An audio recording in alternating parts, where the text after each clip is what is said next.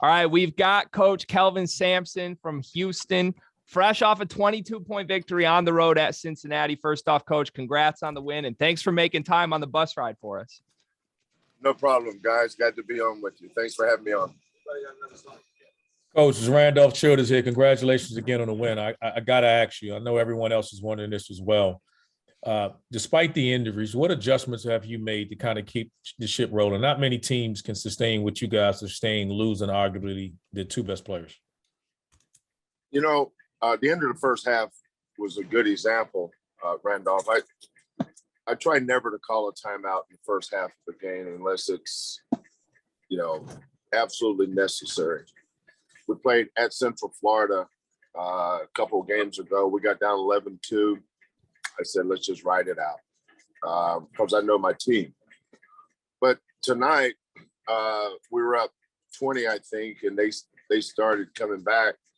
I didn't necessarily call timeout schematically or technically. I called timeout because our kids were exhausted, and we just don't have any guard subs. Right. I had two guards with two fouls. One of them was on the floor. The true freshman that had the hand surgery was also out there, Ramon Walker. But Shed needed to come out. I didn't have anybody to put in for him. So I think the biggest adjustment is just monitoring their fatigue and not foul trouble. Because, a couple of games ago, somebody had to play with 3 fouls. We had 2 guys with 3 fouls. So we're a little bit of a perilous situation, a little tightrope deal with no safety net with our fatigue and our numbers. But, we just, when you're a coach, Steve knows this, you just kind of figure it out and keep the train rolling.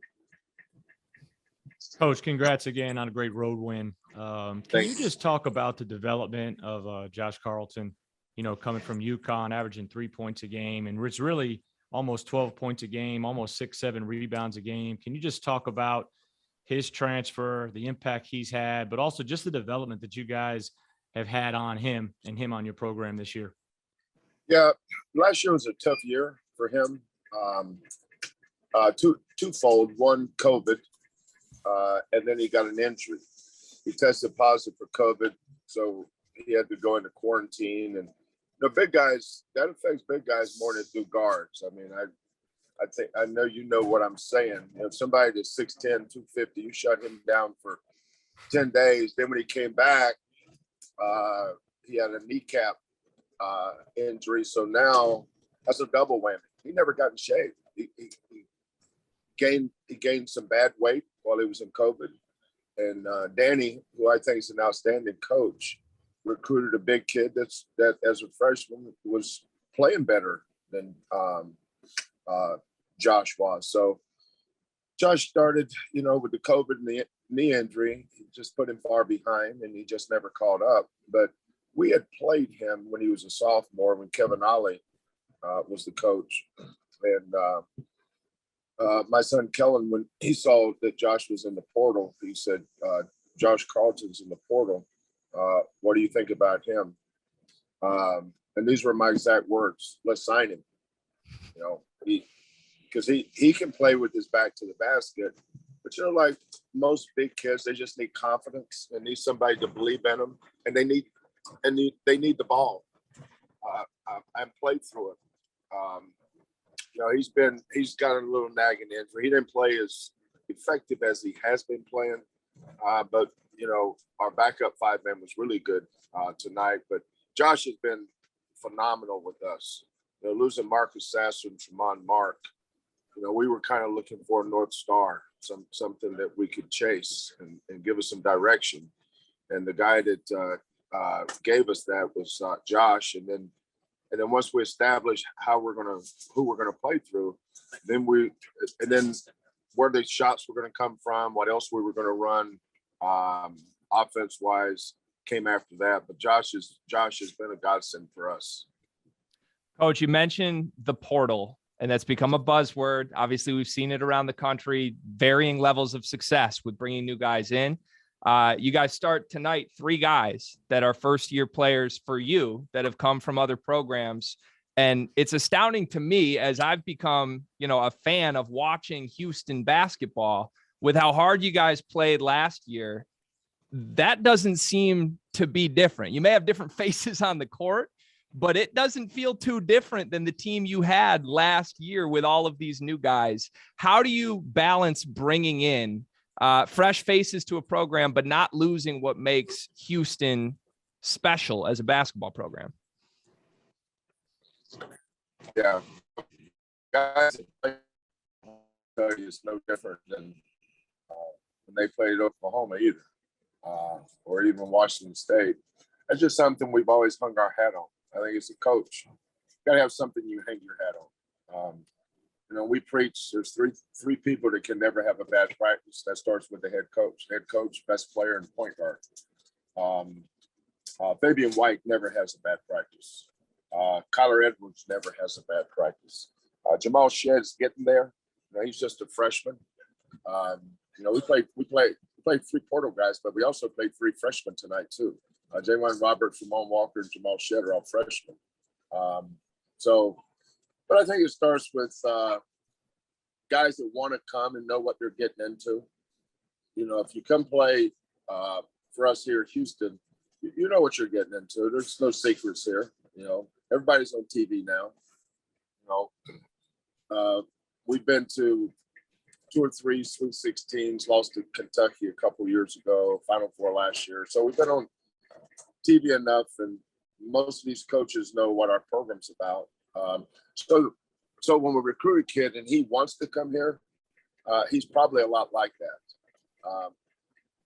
For instance, Josh played for Danny Hurley. Danny is a really good, tough coach. Tajay played for Rod Barnes at Cal State Bakersfield. Rod Barnes is tough, man. His kids play hard. I think Kyler Edwards played for Chris Beard at Texas Tech. Look at their program and what Chris is all about. And that was a big part of our decision recruiting kids. We wanted kids that had a background in playing similar to the way we play, so they wouldn't have to come in here and be something they're not. They've been coached hard. They understand what competition is, and they have high character kids. Josh has graduated from college. Tajay has graduated from college. And Kyler's getting close to graduating. Fabian White has graduated from college. So we try never to be young. We've got some good young players in our program, but we try not to depend on freshmen. Jamal made the jump. Last year, he's a COVID freshman. So last year, he didn't play much behind Dejan Giroux. But this year, when Marcus went down, he was ready because of the experiences he had the last couple years. Coach, you've been doing this a long time, and you obviously have a tremendous amount of experience, and what you've done in that program is just amazing. You're one of the prominent programs in the country. My question to you is about the league now. There's no question where you guys belong. You'll be in a tournament. You'll be a top seed in the tournament. When you look at the league, who else from the conference would you say you think will be a tournament team with the qualified resume to get in? Well, the one thing about the conference tournament, and this is what I love about conference tournaments. When I was a young coach at Washington State, there was a few years there where there were certain coaches that didn't want a conference tournament because they knew they were going to be in it, and they didn't want to have to go through that gauntlet. But that killed schools like Washington State. That might have been all we had then.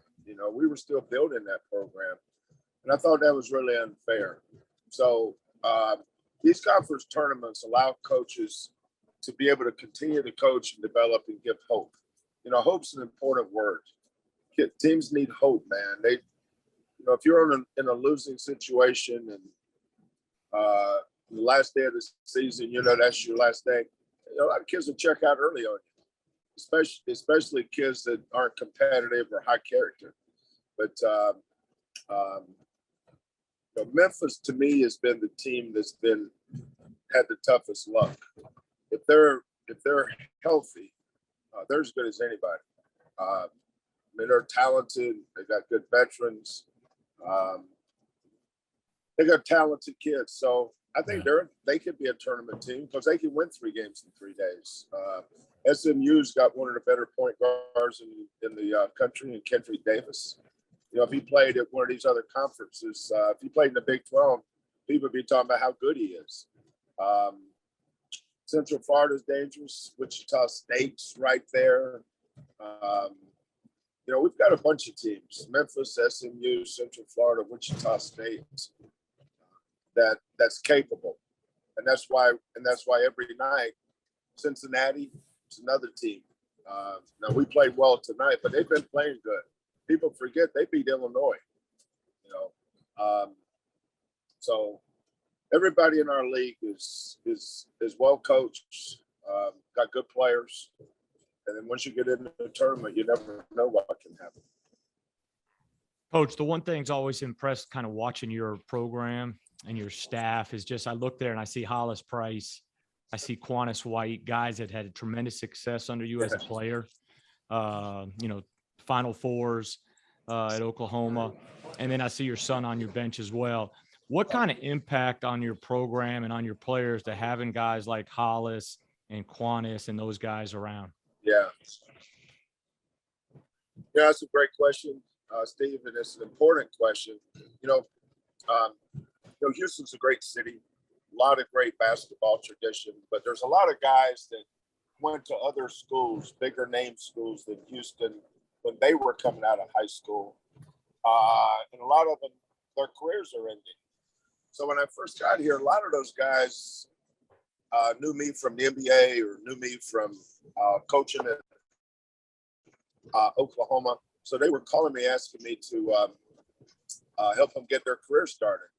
And I started thinking, no, I'm going to hire my guys. Because if I don't hire my guys, who will?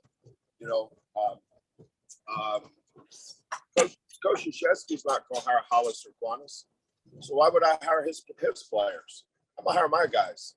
I'm loyal to them. And by being loyal to them, that creates even more loyalty from them. Last year we had 4 former players. Kelvin played for me at Oklahoma. Hollis did, and so did Quantus. My daughter Lauren is basically our senior associate athletic director. She runs most of our operations stuff. So it's a family business, with the family being an extended family. Hollis and Quantus part of his family. Casey Beard, who I work with, Jay Triano with the Canadian senior national team, has been with me for 8 years. Alvin Brooks was with me the last 7 years. He got the head job at Lamar. He took a couple of our grad assistants with him. So I want to give guys that play for me a hope that they can get into college coaching, and if they get their degree and they keep their nose clean and I think they have a future in this business, I'm gonna give them a shot. Credit to you, Coach, because not many people would do that, and not many do that, and so that's just a credit to who you are. Sure, and everyone else knows you to be. Randolph, one of the reasons why is everybody thinks they need a recruiter. Right. I didn't know how to recruit until I started recruiting. Isn't it the most overrated thing that people tell that? People always, they want to hold that against you and say you got to learn how to recruit. No, you don't. No, man. No. No, you don't. No, you don't. Recruit's not hard. And it's not hard to get good players. What's hard is getting good players and get them to buy into something bigger than themselves. That's what's hard. Is getting kids to understand what culture is, what our team's identity is. Our team's identity is not you getting as many shots as you want. I'd rather play against you. So the great thing about my guys here that's played for me, they know exactly who to recruit. Well, who better than them? Hire somebody that's got a reputation for getting players across the country. I don't want that guy. He has no idea what kind of kid I want. Well, it's impressive to watch, Coach. Your 12th straight win tonight. I have a feeling you have quite a few more coming. We greatly appreciate you making time for us. Safe travels home. Thanks, Coach. Okay, guys. Thank you. Good luck to you. Thanks for having me on, fellas. Y'all be safe now.